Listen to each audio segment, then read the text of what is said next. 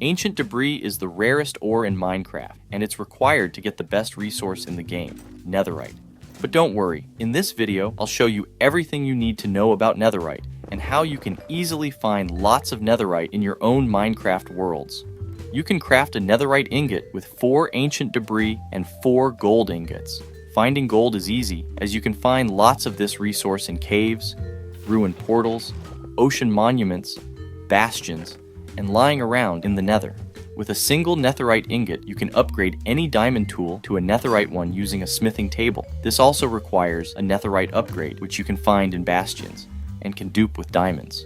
So, to get the netherite armor and the 5 netherite tools, you will need 9 netherite ingots, which means you need 36 ancient debris to get the full set. You also need the diamond tools and extra diamonds for the 9 netherite upgrades, but that's a topic for another video. First, we'll understand how ancient debris generates.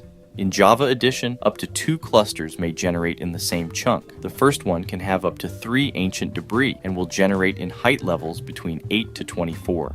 And the second one can have up to 2 ancient debris and will generate in height levels between 8 to 119.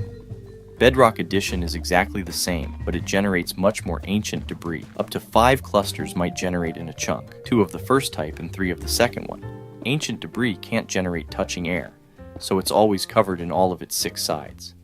Statistically, the height with the most ancient debris is Y level 15. Avoid looking for netherite in basalt deltas, as basalt is a lot harder than netherrack. Any other biome is great.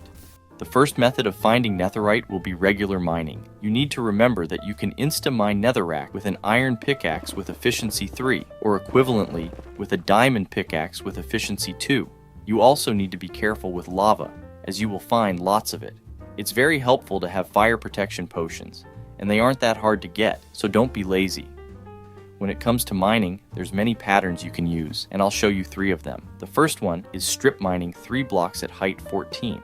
This way, you'll be covering the 3 heights in which ancient debris is more common. This is the default simple way to mine if you want to find as much netherite as possible. This is a very good way to mine if you intend to branch mine, as you can make many tunnels one next to the other. Remember to leave a 3-block space between the tunnels. This way, you'll be covering lots of spots in which netherite might spawn.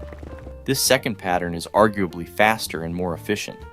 First, just make a 3-block tall tunnel by strip mining regularly. Then, come back and mine all the netherrack at the sides. This way you'll be uncovering lots of possible ancient debris. You need to be very careful when mining this way, as ancient debris in the sides can be easily missed. I would recommend doing this if you have lots of pickaxe durability.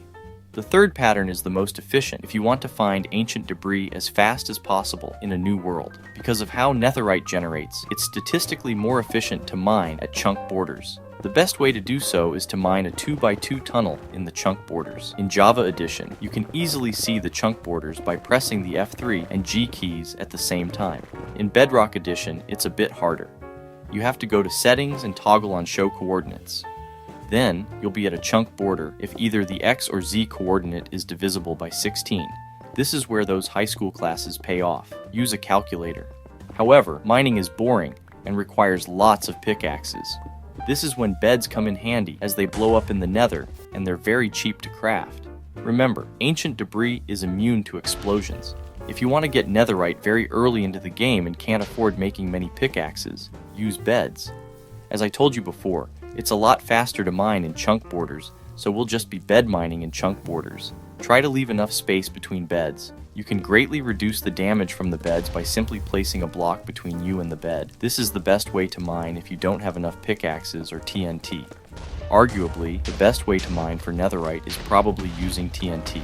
It's also the most expensive one, as it will require you to have either a witch farm or a creeper farm. The most efficient way to use TNT when mining is leaving a 3-block distance between each TNT in a long tunnel in height level Y15.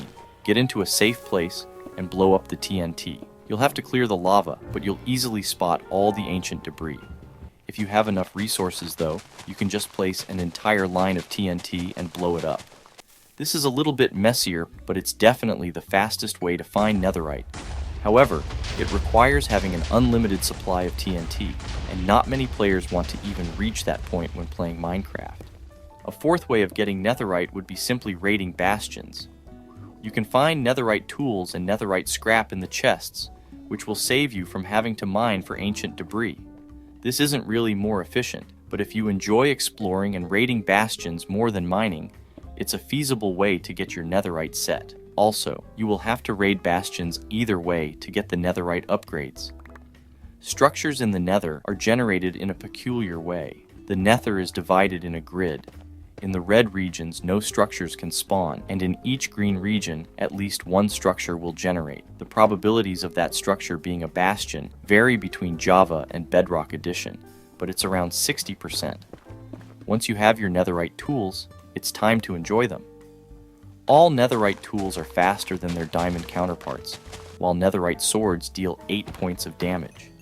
You also have to note that all netherite gear is immune to lava, which is a plus. The netherite armor has exactly the same protection as the diamond armor. However, netherite gear gives increased armor toughness and knockback resistance. Armor toughness works the following way. When you receive lots of damage from a single attack, armor becomes less effective. Armor toughness is there to reduce that effects. That's why bows deal so much damage when you're wearing iron armor, and there's such a difference when adding diamond armor.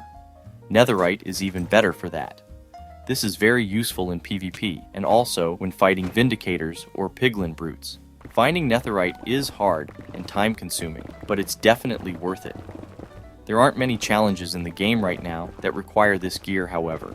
Let's hope that changes when 1.22 turns out to be the end update. If you enjoyed this video, don't forget to like and subscribe. Also, I'm sure you will also enjoy this one, where you'll learn lots of things about Minecraft. Thanks for watching.